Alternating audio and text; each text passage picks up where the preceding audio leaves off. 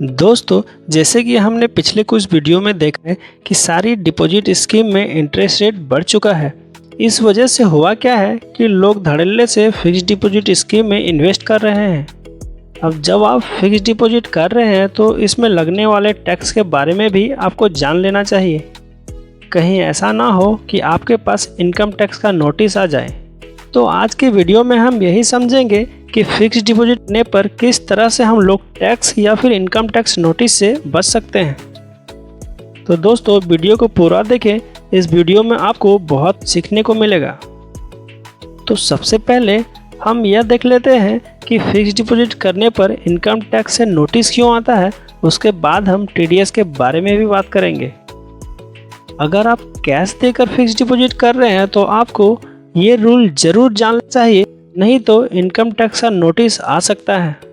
और रूल कहता है कि आप मैक्सिमम 10 लाख तक कैश देकर एक फाइनेंशियल ईयर में फिक्स्ड डिपॉजिट करा सकते हैं। चाहे आप एक एफडी में 10 लाख करें या फिर अलग अलग फिक्स्ड डिपॉजिट को जोड़कर 10 लाख करें, या फिर आप एक बैंक में करें या फिर अलग अलग बैंक में। अगर ये रूल आप जानकर अगर फिक्स्ड डिपॉजिट करेंगे तो आपको कभी भी कोई परेशानी नहीं होगी या फिर कोई भी तकलीफ नहीं होने वाली है।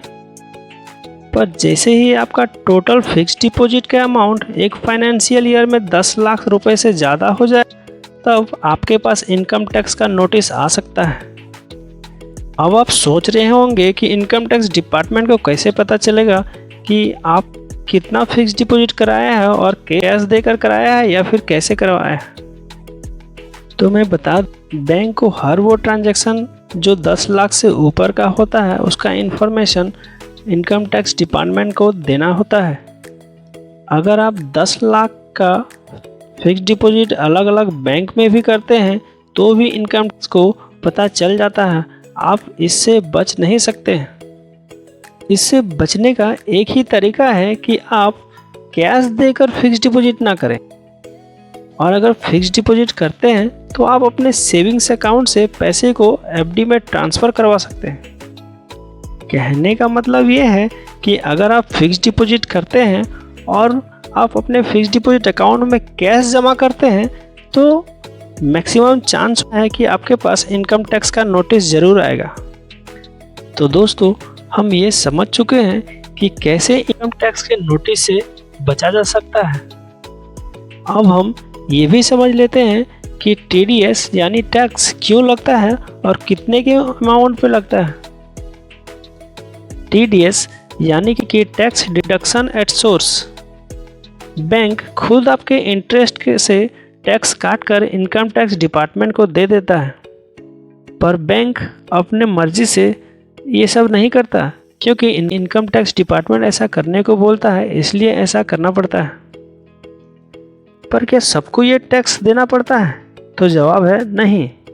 टीडीएस सिर्फ उन्हीं लोगों का लगता है जिनका 40,000 से ज़्यादा का इंटरेस्ट एक फाइनेंशियल में मिलता है, और अगर आप सीनियर सिटीजन हैं तो ये लिमिट आपका 50,000 का बन जाता है। यानी कि अगर आपका इंटरेस्ट इनकम एक फाइनेंशियल ईयर में 40,000 से ज़्यादा है तभी आपका टीडीएस कटता है, और अगर आप सीनियर सिटीजन हैं तो ये लिमिट 50,000 का बन जाता है। अब क्वेश्चन आता है कि टीडीएस कितना काटता है और किस अमाउंट पे काटता है। तो जितना भी इंटरेस्ट मिला है उसका 20% टीडीएस काट लेगा अगर आपके सेविंग्स अकाउंट में पैन कार्ड लिंक नहीं किया गया है, और अगर आप पैन कार्ड दिए हुए हैं तो सिर्फ 10% ही टीडीएस कटता है। तो दोस्तों, जब भी आप फिक्स्ड डिपॉजिट करने जाएं तो ये ज़रूर से ज़रूर ध्यान में रखें कि आपके अकाउंट में पैन कार्ड लिंक्ड हो। तो अब आपके मन में क्वेश्चन आ रहा होगा कि क्या कोई भी रास्ता नहीं है जिससे हम ये टीडीएस से बच सकते हैं? तो है, आप ज़रूर टीडीएस से बच सकते हैं। उसके लिए आपको 15G या फिर 15H, अगर आप सीनियर सिटीजन हैं तो आपको जमा करना पड़ेगा। तो क्या 15GH जमा करने से सबका टैक्स बच जाएगा? तो नहीं, 15GH सिर्फ वही जमा कर सकते हैं जो टैक्सेबल में नहीं आता हो। आप जानते हैं, अगर आपका इनकम 2.5 लाख से ज़्यादा एक फाइनेंशियल में होता है तो आप टैक्सेबल इनकम में आते हैं।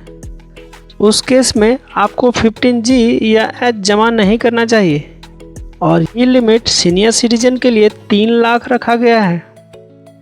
अब आप सोच रहे होंगे कि क्या हो सकता है अगर आप टैक्सेबल इनकम में आते हैं और 15G H जमा कर दिए। तो अगर आप टैक्सेबल इनकम में आते हैं और 15G H जमा करते हैं तो आपका TDS बैंक नहीं काटेगा, और जब भी आप ITR फाइल करेंगे तो वहाँ पे इंटरेस्ट इनकम पे आपको टैक्स देना पड़ जाएगा। अब कुछ केस ऐसा भी देखने को मिला है जो टैक्सेबल इनकम में नहीं आता है फिर भी TDS काट लिया गया है। इस केस में आप ITR रिटर्न फाइल कर सकते हैं और जो भी TDS आपका काटा गया है वो आप रिटर्न ले सकते हैं। वीडियो को लाइक कर ले, चैनल को सब्सक्राइब कर ले, क्योंकि सारी बैंकिंग रिलेटेड अपडेटेड वीडियो यहीं पे मिलेंगे।